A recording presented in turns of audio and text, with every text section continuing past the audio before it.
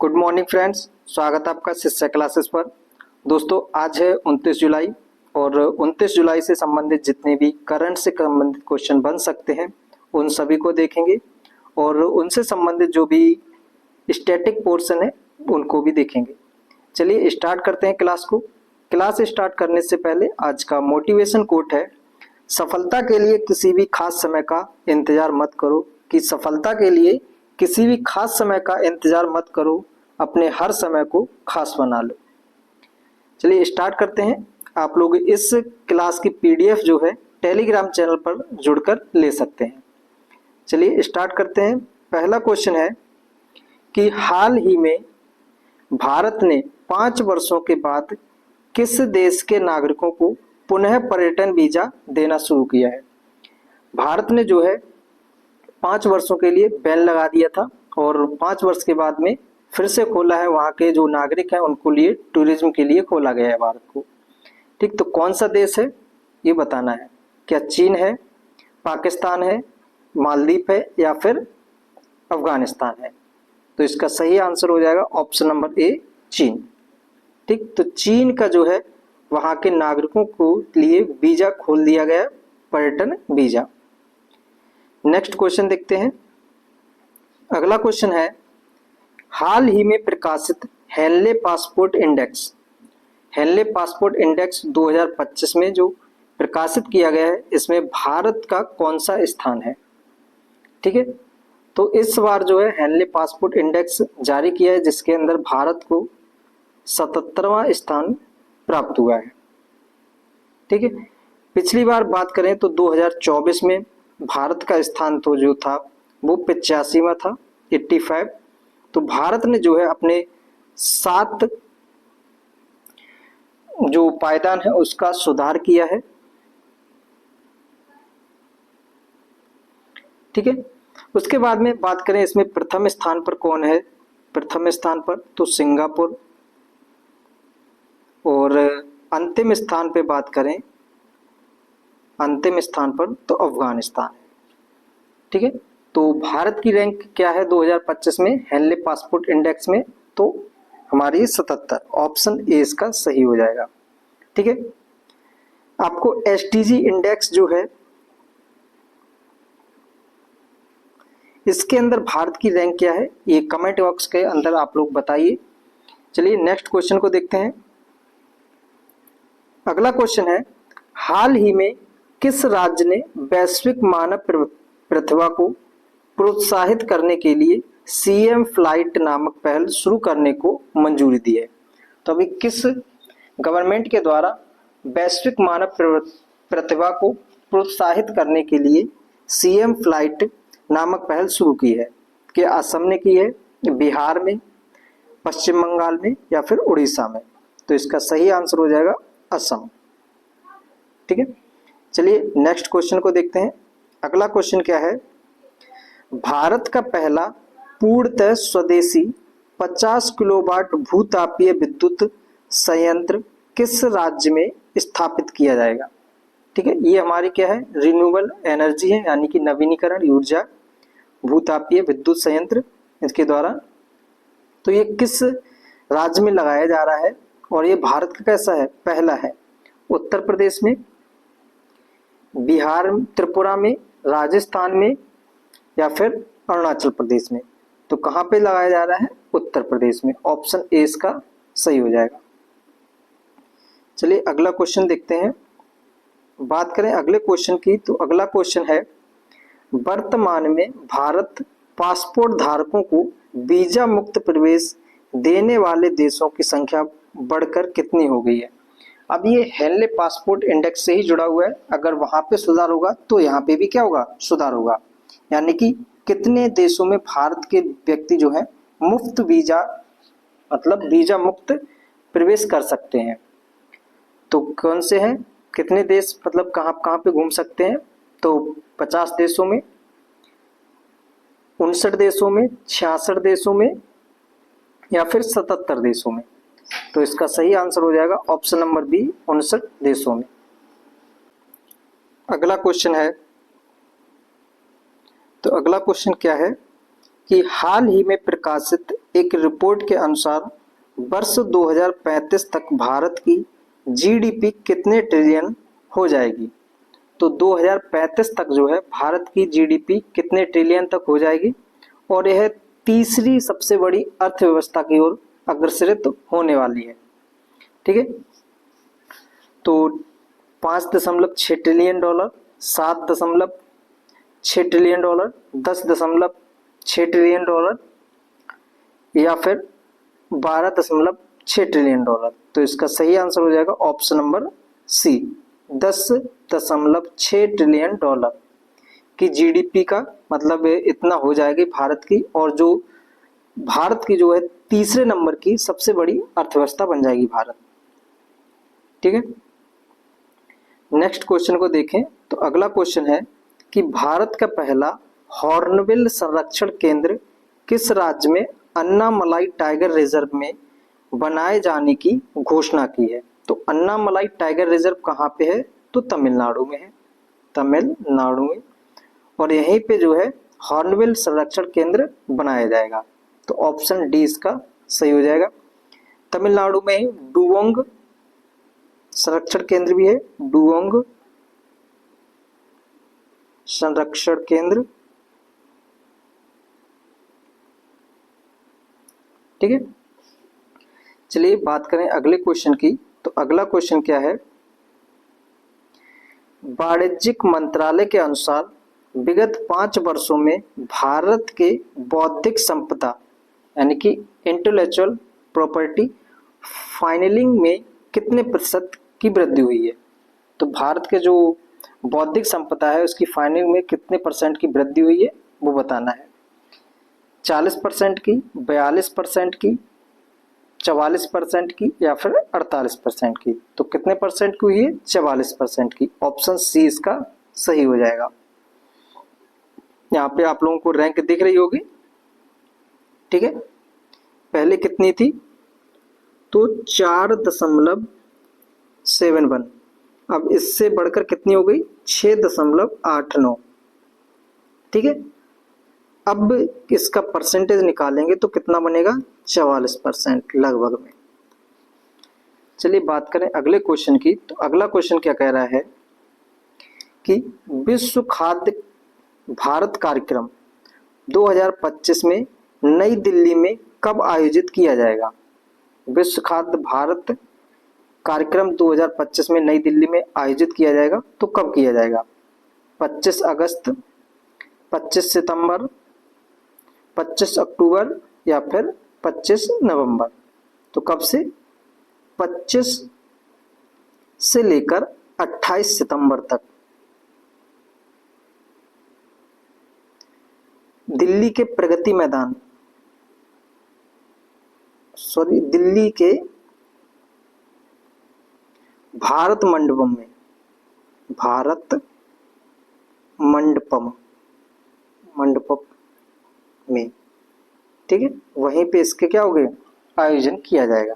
तो इस क्वेश्चन का आंसर हो जाएगा ऑप्शन नंबर बी। बात करें अगले क्वेश्चन की।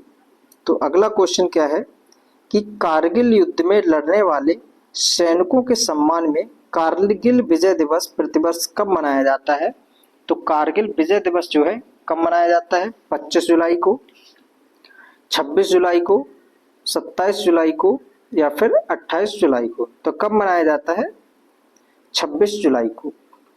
ठीक है, भारत ने पाकिस्तान को जो है 1999 में कारगिल जो युद्ध हुआ था उसमें विजय हासिल की थी। ठीक, तो यहाँ से स्टैटिक पोर्शन क्या बन सकता है यहाँ पे? तो पूछा जाएगा कारगिल जो है किस नदी के किनारे स्थित है? तो ये याद रखना हम लोग को, सुरु नदी। ठीक है, सुरु नदी के किनारे स्थित है। नेक्स्ट क्वेश्चन की बात करें तो अगला क्वेश्चन है, हाल ही में किस देश के केंद्रीय बैंक ने OTP यानी वन टाइम पासवर्ड प्रमाणीकरण को चरणबद्ध तरीके से समाप्त करने की घोषणा की है? UAE, ईरान, इराक या फिर जापान? तो किसके द्वारा किया गया है? UAE के द्वारा। ऑप्शन ए इसका सही हो जाएगा। यहाँ पे आपको दिख रहा होगा, ये है UAE, यूनाइटेड अरब अमीरात। ठीक, इसी के द्वारा जो है अभी OTP वन टाइम पासवर्ड प्रमाणित को समाप्त किया गया है। यहाँ पे आप लोगों को दिख रहा होगा बहरीन है, ये कतर, ठीक है, और यहाँ पे ये फारस की खाड़ी है, ठीक है, फारस की खाड़ी। यहाँ पे स्टैटिक पोर्शन में हम लोगों का बन जाएगा, यहाँ पे एक जल संधि है। कौन सी जल संधि है? तो हार्मुज जल संधि, ठीक है, हार्मुज जल संधि, जो फारस की खाड़ी और ओमान की खाड़ी को आपस में जोड़ने का काम करती है, ठीक है। ये रहा ओमान और ये रहा UAE। चलिए बात करें अगले क्वेश्चन की। तो अगला क्वेश्चन क्या है? हाल ही में किस राज्य के विधानसभा परिसर में कारगिल शौर्य वाटिका का निर्माण किया गया है? तो किस विधानसभा में जो है कारगिल शौर्य वाटिका का निर्माण किया गया है? उत्तर प्रदेश, राजस्थान, कर्नाटक, हरियाणा। तो कहाँ पे किया गया है? राजस्थान में। ऑप्शन बी इसका सही है। राजस्थान की विधानसभा परिसर में जो है कारगिल शौर्य वाटिका का निर्माण किया गया है। अगला क्वेश्चन है, किस शिपयार्ड लिमिटेड ने भारतीय तटरक्षक बल के लिए प्रदूषण नियंत्रण पोत PCB समुद्र प्रचेत का जलावरण किया है? तो किसके द्वारा किया गया है समुद्र प्रचेत का जलावरण? Goa shipyard limited, Cochin shipyard limited, Mazagon dock shipyard limited, या इनमें से कोई नहीं। तो किसके द्वारा बनाया गया है इसको? तो इसका सही आंसर हो जाएगा option number A, Goa shipyard limited. इसके द्वारा बनाया गया समुद्र प्रचेत, ठीक है।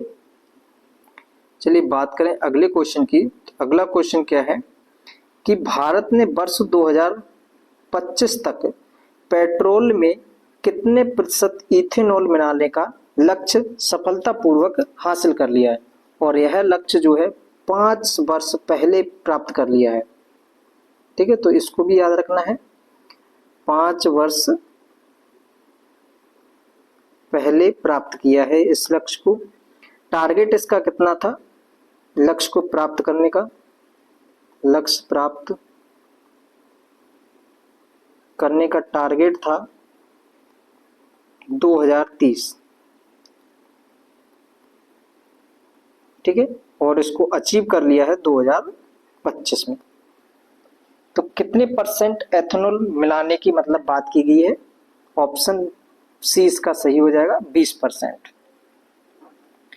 ठीक है। क्या बनाया जाएगा? जो पेट्रोल है उसके अंदर इथेनॉल को मिलाया जाएगा।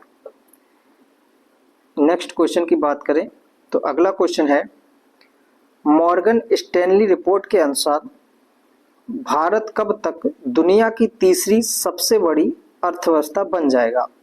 2028, 2030, 2035 या फिर 2047 तक? तो 2028 तक जो है भारत दुनिया की तीसरी सबसे बड़ी अर्थव्यवस्था बन जाएगा। तो ऑप्शन ए इसका सही है। किसकी रिपोर्ट के अनुसार? तो मॉर्गन स्टैनली रिपोर्ट के अनुसार। बात करें अगले क्वेश्चन की। तो अगला क्वेश्चन क्या है, निम्नलिखित में से किसे पर्वतों का सागर कहा जाता है? यहां से हमारे स्टैटिक पोर्शन स्टार्ट हो गया है। तो क्या है, किसको पर्वतों का सागर कहा जाता है? जापान को, ब्रिटिश कोलंबिया को, दक्षिण अमेरिका का पश्चिमी तट, दक्षिण पूर्व एशिया को? तो किसको जो है पर्वतों का सागर कहा जाता है? ब्रिटिश कोलंबिया को जो है पर्वतों का सागर कहा जाता है, ठीक है। अच्छा, आप लोग एक क्वेश्चन का आंसर बताइएगा। हजारों द्वारों की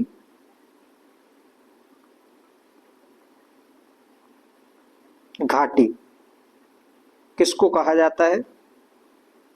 नेक्स्ट बताना है, मृत घाटी जो है कहाँ स्थित है? ठीक, इन क्वेश्चन के आंसर आप लोगों को बताने हैं। चलिए अगला क्वेश्चन देखते हैं। अगला क्वेश्चन क्या है, ये विटामिन से संबंधित है कि निम्नलिखित में से कौन सा विटामिन शरीर में सूर्य के प्रकाश से बनता है? Vitamin A, vitamin C, vitamin D या फिर विटामिन के। तो कौन सा बनेगा सूर्य के प्रकाश से? Vitamin D. ठीक है, इसका केमिकल नाम क्या है? तो कैल्सीफेरॉल। एक की बात करें तो ये मतलब जो कैल्सीफेरॉल है विटामिन डी, ये हड्डियों के लिए काफ़ी ज़्यादा फायदेमंद होता है, यानी कि इससे हड्डियां जो है वो मजबूत होती हैं। और इसकी कमी से कई सारे रोग हो जाते हैं, सूखा रोग हो गया, रिकेट्स हो गया, ठीक है, ऑस्टियोमलेशिया, मलेशिया जो है वो हड्डियां जो है कैसी हो जाती हैं? भंगुर हो जाती हैं। विटामिन ए, इसका केमिकल नेम हो जाएगा रेटिनॉल और रतौंधी। ठीक है, तो विटामिन ए की कमी से क्या हो जाता है? रतौंधी। विटामिन सी, विटामिन सी दांतों के लिए काफ़ी ज़्यादा उपयोगी है और इसका रासायनिक नाम बात पूछी जाए तो हो जाएगा ascorbic acid. Ascorbic acid vitamin C, और यह खट्टे फलों में पाया जाता है और दांतों के लिए काफ़ी ज़्यादा हेल्पफुल है। विटामिन के, ठीक है, ये रक्त का थक्का जमाने में मदद करता है विटामिन के। बात करें अगले क्वेश्चन की, तो अगला क्वेश्चन हो जाएगा निम्नलिखित में से कौन सा प्रथम यूरोपीय व्यक्ति था जिसने पूर्व क्षेत्र अर्जित करने के उद्देश्य से भारतीय राजाओं के लड़ाइयों में दखल देने की नीति अपनाई थी? तो कौन था? Clive, Dupleix, Albert Albuquerque, Warren Hasting. और प्रथम यूरोपीय व्यक्ति की बात कर रहा है तो कौन था? डुप्ले। ऑप्शन बी इसका सही हो जाएगा। बात करें अगले क्वेश्चन की, तो क्वेश्चन क्या है? टेलीग्राफिक पठार जो है निम्नलिखित में से कहाँ अवस्थित है? ठीक है, तो टेलीग्राफ जो पठार है इसका निर्माण कैसे हुआ है? तो ज्वालामुखी उद्गार से हुआ है, यानी कि दो प्लेटें, ठीक है, उत्तर अमेरिका की प्लेट और यूरेशिया प्लेट दोनों आपस में अलग अलग, यानी कि डाइवर्जेंट हुआ इनका, और इनके बीच में जो मलबा निकला उसी से इसका निर्माण हुआ टेलीग्राफी पठार का। तो ये किस क्षेत्र के अंतर्गत है? अटलांटिक महासागर के अंतर्गत, उत्तरी अटलांटिक, यानी कि ऑप्शन सी इसका सही हो जाएगा। बात करें अगले क्वेश्चन की, तो अगला क्वेश्चन क्या है? चीनी यात्री फायान ने किस राज्य से अपने घर वापसी जाने की यात्रा शुरू की थी? बिहार, बंगाल, उड़ीसा या फिर सिक्किम। तो इस क्वेश्चन का आंसर क्या हो जाएगा? Option number B, Bengal. ठीक है, तो आप लोगों के यहाँ पे क्वेश्चन समाप्त होते हैं। मिलते हैं नेक्स्ट वीडियो में। आप लोगों को यह PDF जो है टेलीग्राम चैनल पर उपलब्ध हो जाएगी। Thank you.